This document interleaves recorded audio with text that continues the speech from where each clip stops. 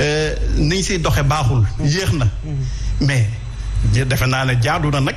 aujourd'hui quand même Sénégal ak fi démocratie am toll ak Sénégal fu mu toll si réew mi quand même mu jéem ay réadapter ses lois si li nga xamante ne moom mooy alors c'est clair alors Abdourahmane donc pour wax ne aussi rapidement ma préciser ne loi bi ñuy wax ne c'est une loi controversée moi je dis non parce que loi la boo xamante ne bu ñu waxalee yàlla rek loi bi politiciens yi rek ñoo siy wax ak ñi nga xamante ne c'est l'opposition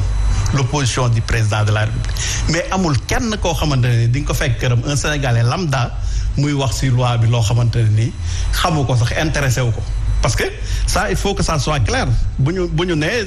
loi bi musu fee am loi bi c'est une loi controversée ba nga xamante ne nii kenn musul gis lu mel ni non c'est pas ça.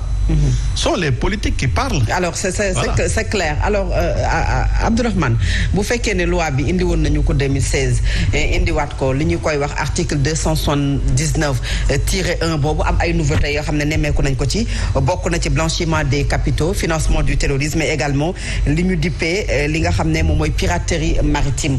yu bees yoo xamante ne mi ngi ci biir yoo xamante ne également am na ay peines yoo xamante ne teg nañ ko ci dinañ travaux forcés certes mais teg ci réclusion criminelle et perpétuité est-ce que du ces mots-là yi nga xamante ne xew na 10 peut-être ci sénégalais ñu koy door a dégg moom moo indi jafe-jafe bi ak ñàkk waxtaan bi nga xam ne des acteurs ñàkk nañ ko waxtaan seen biir. waaw je suis au regret de dire que la controverse existe honorable bu dee dafa am ay avis contradictoires par rapport à un projet de loi ou bien une décision de la République concernant Sénégalais yi ñii taxaw fii wax seen xalaat ñii taxaw fii wax seen xalaat ñu analyser y a un débat contradictoire y a une controverse. Mais c'est pas la loi la plus controversée. Non, je ne parle pas defuma comparaison waxuma c'est la plus controversée. Babacar a bien fait de faire l'historicité de la loi de 2007 à nos jours parlant des évolutions qu'on a constatées bi mu ñëwee ba 2007 bi ñëwee 2016 li ci yokk mais honorable tamit wax na lu am solo am na yeneen yu ci yokk yoo xamante ni mais dafay interpeller suñu attention trouble grave à l'ordre public boo ko ci dugalee bëgg ko criminaliser bëgg ko comparer wala assimiler à du terrorisme ça fait peur parce que tamit lu ñu waxante dëgg loi bu mu mënti doon dafay am prétexte dafay am esprit dafay am opportunité wax na ko sànq xëy na son subconscient a parlé que les événements passés sont peut-être pour quelque chose dans les réorientations effectivement de notre arsenal juridique parce que quand on veut faire passer l'excuse de ratification de traité alors qu'il y en a à la pelle yoo xamante ni am na fi njëriñ defuñu ko donc bu ñëwee débat bi bu ñëwee nit ñi dañ ci wax seen xalaat di tiital nit ñi mooy le droit à l'expression et à la manifestation parce que ñun dañ jàpp ne que y a une appellation d'abord traditionnelle du terrorisme ñun dañu mës a foog ne terrorisme mooy tekkatu bombe ak yeneen bu ñu ñëwee ba gis ne que léegi trouble à l'ordre public mën nañ considérer que dafa yegg niveau bu grave ba ñu assimiler ko à du terrorisme ça c'est un autre débat parce que ñun ñëpp nag wallahi bëgg nañ jàmm suñu réew analyser nañ la géopolitique et le contexte au niveau de nos territoires une loi qui renforcerait l'outil militaire serait la bienvenue. Parce que le Sénégal quand même est un pays exposé aussi. Exposé une loi ci loolu nga xam ne mooy terrorisme. bu doon dooleel suñu ay armée jël nañ une loi comme telle aussi d'accord nañ parce que tamit ñun ñoo fal président de la République ni ko mu xalaatal ñu nan la ñuy renforcer suñu sécurité moom mooy responsable numéro 1 maintenant dafa am problématique boo xam ne fondamentale kii mi ngi ci commission de loi foog naa xaw ma commission de défense kii commission de loi kii mi ngi ci droit moom la jàng man communication laa jàng mais j'ai quand même mon intelligence pour analyser parce que lii yëpp xam nga lu ko indi olof li mu naan bukki bu yabee gaynde ci ndoxin bala je prends tout simplement l'exemple de la loi en procédure d'urgence sur le parrainage ils ont été nombreux sur les plateaux pour nous dire que c'est pour réduire les partis politiques ça c'est la version officielle on dit allons-y mais en fin de compte qu'est-ce qu'on a vu les partis politiques ont augmenté si demain tu viens avoir encore ci beneen loi même bu dee sama sécurité la man Sénégalais lambda bi boo ma joxee la même excuse en procédure d'urgence damay douter parce que ils ont eu l'occasion dafa am benn terminologie boo xam ne dama ko tàmm utiliser ci ay plateau mooy la responsabilité réew kenn du ko fooye bu ñu la dénkee réew ak ni mu jaxasoog say préoccupations ak yow réew ni mu mettee nga woote dialogue jógee élection ñu plébiscité la nga woote dialogue mais dama jàpp ne genre loi yi man li ma ci d'accord mooy mais nañ ko waxtaanee surtout que tu le fais pour le peuple buñ ko waxtaanee à l'occasion du dialogue amoon na ay commission yoo xamante ni sur le affaire ay juridiction yi la mais mënoon nañ ko fa teg parce que y avait l'opposition y avait le pouvoir y avait la société civile wala benn société civile mi ngi fa woon ñu ne nii lañu bëgg pour renforcer la sécurité et lutter contre le terrorisme ñoom dinañ ci participer ne la lii baax na ñii ne leen la yokk ci parce que man loi bi gëm naa ne sax am na aspect yoo xam ne war nañ ko ci mën a renforcer mais am na yoo xam ne mën nañ ko ci dindi donc mënuñu jugee ci coow li ñuy jugee nii ñu xam ne dëkk bi yëngutoon ne te kenn ci ñun bëgg ko vous avez parfaitement raison li fi jaar kuy Sénégalais dëgg patriote du la gënal te nag dafa am loo xam ne j'en profite pour le dire c'est pas parce que la procédure ne nous agrée pas que dañuy valider li fi amoon parce que tamit man li ma njëkk a jaaxal sax mooy notre arsenal juridique mais les troubles à l'ordre public destruction de biens publics menace de mort dem incendie criminel mais dañ ko punir suñu ay loo am na ay dispositions dañ ko punir. am nañu ko ba pare c'est-à-dire que loolu mi ngi ci suñu ay. mi ngi ci déjà te beneen bi mooy dañ koy wax te dee aussi. dem manifester aussi ci say sañ-sañ ñu ko constitution bi maye ça ne veut pas dire que ni da ngay dem di yàq bien public bi wala di taal réew mu kër jàmbur il faut qu'on arrête dans ce pays aussi par rapport à la violence parce que cette controverse li nga xamante ni mooy xaw a jox une excuse le président de la République mooy ne que ñun dañu xaw a def nii ci li fi amoon xëy na lépp mënuñu ko excuse mën na nekk excuse bu ñu gisee ne peut-être benn comme ni ñu ko waxee benn mbooloo mën nañu woote manifester am leneen lu ci rax ci biir chaque jour nga dégg préfet interdire une manifestation man depuis 2000 xawma bi ñuy nekk M23 des fois man ak ñoom Ousmane Ndiaye lañ daan yónni ak ñoom Aïda Niang pour ñu dem déposer ñun mais lu ñu nekk jeune jamono yooyu dañ lay bindal lu leer que ni lu fi yàqu da ngay assumer ses responsabilités yow déclarant bi man xawma ñaati manifestation laa fii def des fois sax ñi ma koy defandool na mën ne nañ dugg ci koñ bi defee ko ma xam ne bu ñu fa duggee dañuy toj ay magasin jàmbur je dis non damay sitting parce que dofuma duñu ma nangu aussi ñu may profiter ci situation parce que tamit faatu nañu waxante dëgg xam nga terrorisme ak terreur soriwul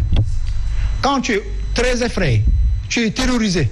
te nañ waxante dëgg nag certaines populations ont été terrorisées par cette situation bi fi am justifié wu ma li fi am li président def nii d'accord uma ci loi bi parce que dafa am ay droits yoo xam ne constitution Sénégal moo ñu ko jox te kooku kenn du ko négocier donc buy defar loi bu mel nii na woo ñi nga xam daf leen concerné du ñu xaar ba léegi di ñu defal procédure d'urgence ñëpp jàpp ne que da nga bëgg xeex opposition yi boobu nga wax tailler sur mesure nuru na ko mais ça ne veut pas dire aussi que ñun dañuy nangu que ku bëgg maire booy génn da ngay taal di yàq ñii di taal kër jàmbur yi ni nekk ci réseau yi di menacer c'est inacceptable bi ci des mooy nga may ma mu tëjee ko rapidement Abdourahmane am na un groupe sénégalais des opposants yu poser un débat ils ont mis en relation cette loi et le troisième mandat. Si le président de la voilà donc yooyu yëpp ay problème yoo xam ne faut ñu poser ko. bu ñu gisee monsieur Babacar bu ñu gisee ñoo xam ne seen xam-xam màcc na ci wàllu droit comme yow bu ñu jëlee doyen Doudou Ndoye bi wax ne loi bi certes dafay xeex terrorisme dafay xeex mais également sénégalais yi loolu la wax ay kàddoom mais ñi nga xamante ne ñoo yëngu ci ak yelleef doomu aadama jàpp ne sax dañu war a surseoir la promulgation de cette loi ba xëy na gën ko yër gën ko xool ndax bëri na ay rëq-rëq yooyu ci fan nga koy teg ci li nga xam ne moom moo nekk ci biir loi bi ca dëxañu ci surtout article 279-1 boobu. Tout à fait question bu am solo mais dama bëgg a indi quelques précisions rek ci li nga xam jot naa ko dégg ci débat bi alors mu bëgg a wax ni loi bii ñu voté bërki démb Assemblée nationale à travers l'article 279-1 Abdourahmane dugaluñ ci li ñuy wax trouble à l'ordre public. trouble grave. dugaluñ ko ci. loolu xam nga depuis kañ lañ koy dugal trouble grave à l'ordre public c'est depuis 2016 2007 lañ ne woon trouble à l'ordre public parce que dañu woon képp ku def acte terroriste boo xam ni dafay déboucher ci trouble à l'ordre public dañ lay punir te xam nga boobu sax c'est beaucoup plus contraignant mais en 2016 dañ ni léegi trouble à l'ordre public rek dafa yomb nañ ci yokk grave donc il faudrait que trouble bi nekk lu metti pour ñu mun ko considérer comme acte terroriste kon loi bii ñu voté bërki démb dugaluñ ci trouble à l'ordre public grave loolu depuis 2007. mais loolu. waa xaaral est-ce que loolu pouvoir mënu ci jafandu. waaw profité ci pour bëgg a nësaxal ñi nga xamante ne ñoom lay. waaw maa ngi ñëw étape par étape c'est-à-dire xam nga sénégalais yu bëri. dañ foog ne que bi ñuy voté loi bii nii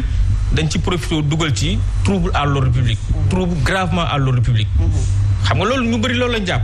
moo tax ma ni xaaral ma lever équivoque pour wax ni leen que trouble à l'ordre public boobu. c'était déjà dans la loi 2007 2016 ñu yokk ci grave. maintenant Fatou Abdou li ma bëgg a wax mooy gis nga la liberté de manifester c'est un droit constitutionnel. C'est-à-dire constitution bi moom moo ko prévoir amul kenn koo xam ne tey war nga mën a xañ un Sénégalais la liberté de manifester gis nga loi mënul nekk ci kaw constitution bu ñu xool hiérarchie des normes dañ lay wax les traités yi nga xam ne dañ ko signé. ñoom ñooy nekk ci kaw constitution bi ñëw loi yi ñëw règlement ainsi de suite donc constitution mënul prévoir tey la liberté de manifester une simple loi ñëw bëgg ko xañ ñi nga xam ne tey ñoom ñooy les Sénégalais loolu c'est pas possible mënul nekk beneen bi ma ci bëgg a yokk également mooy que ni gis nga même trouble grave boobu à l'ordre public boo xoolee ci loi bi l'article 262 dañu la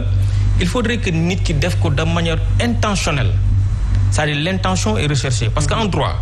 dañ naan la pour que infraction mën a am il faudrait qu'il y ait la réunion de 3 éléments li ñuy wax un élément moral mooy c'est-à-dire un élément intentionnel yow que tu aies l'intention de commettre l'infraction mu am également lu ñuy wax un élément légal maanaam loi boo xam ne daf koy réprimer mais également mu am un élément matériel maanaam luy matérialiser infraction boobu donc tant que ces 3 conditions là ne sont pas réunies. Avec l'appréciation du juge. Très bien foofu laa doon bëgg a ñëw yaa ngi mel ne da nga def droit gis nga juge bi daf ci am solo tey même bu trouble grave à l'ordre public amoon ñu ni lii c'est du terrorisme mais c'est le juge qui va qualifier les faits c'est le juge qui va qualifier l'infraction moom rek moo am attitude ñëw ne Babacar li nga def nii acte yi nii mu troubler gravement à l'ordre public lii xoolal du ma ko qualifier comme du terrorisme dama koy qualifier ak leneen de 2007. léegi non li ma wax dafa am solo de 2007 foofu dama fa bëgg a dugal lenn rek. su fekkee ne dañu ko laisser à l'appréciation du juge une loi elle doit être claire c'est-à-dire que wax na leer boo xamante ne. est-ce que dafa war a dem ci ba ci appréciation juge. je suis tout à fait d'accord. loolu mu mën a jël man je suis pour que à ce que les textes. buñ koy war a leer ba nga xam ne. du des ci juge bi. ci humeuram ci baax na wala baaxul. mais loi bu ñu ko bindee Abdourahmane wala Diouf wala honorable mais bu ñu ko liiree rek c'est une première fois dañu war a am benn compréhension bu claire parce que loolu mooy vocation bi. donc loolu je pense que ni sur ce point je suis tout à fait d'accord ak yow mais pour vous dire de 2007 à aujourd'hui il y a combien de manifestations yoo xam ni dafa déboucher sur des troubles à l'ordre public de 2007 à aujourd'hui il y a eu des manifestations yoo xam ni dafa aboutir ci ay bus yu ñu taal ay kër yu ñu taal ak leneen ak leneen je parle même pas des événements de mars. avant ñu ñëw ci mars il y a eu plusieurs manifestations yoo xam ni lakk nañ fi auto ainsi de suite mais mosoo ci gis benn yoon fu juge bi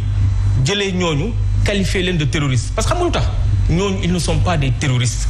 parce que terroriste également encore une fois de plus il faudrait que yow tu aies l'intention di teg ay actes yoo xam ni c'est des actes terroristes te foofu également foofu la ñuy woowee foofu la ñuy interpeller également le juge moo tax man bi débat bi kiiwee dama leen xam nga ñun ci la lañ waroon débat. Babacar lan mooy acte terroriste lan mooy terrorisme en fin de compte. déjà xam nga terrorisme sax. Abdourahmane pour ñu ne poser nga acte terrorisme il faut qu'on puisse ñu définir. déjà c'est pas le terrorisme sénégalais aussi. waaw léegi xaar ma daal. rapidement non dafa poser question bu am solo. rapidement il a parfaitement raison. parce que même au niveau international. ba tey les grandes. ça fait débat en fait. c'est-à-dire d'accord uñ sax. ci amuñu benn définition terroriste bu figé mais n'empêche chaque législation nationale di nga ni parce que tey nee nañ boo defee ay actes yoo xam ni lu xam nga loo xam dafa ànd ak terroriser nit ñi def ay lakk ay oto wala def ay actes yoo xam ni c'est-à-dire dafay terroriser la population. noonu lañ qualifier li nga xam te moom mooy terrorisme moo tax également xam nga tamit ñun encore une fois de plus. boo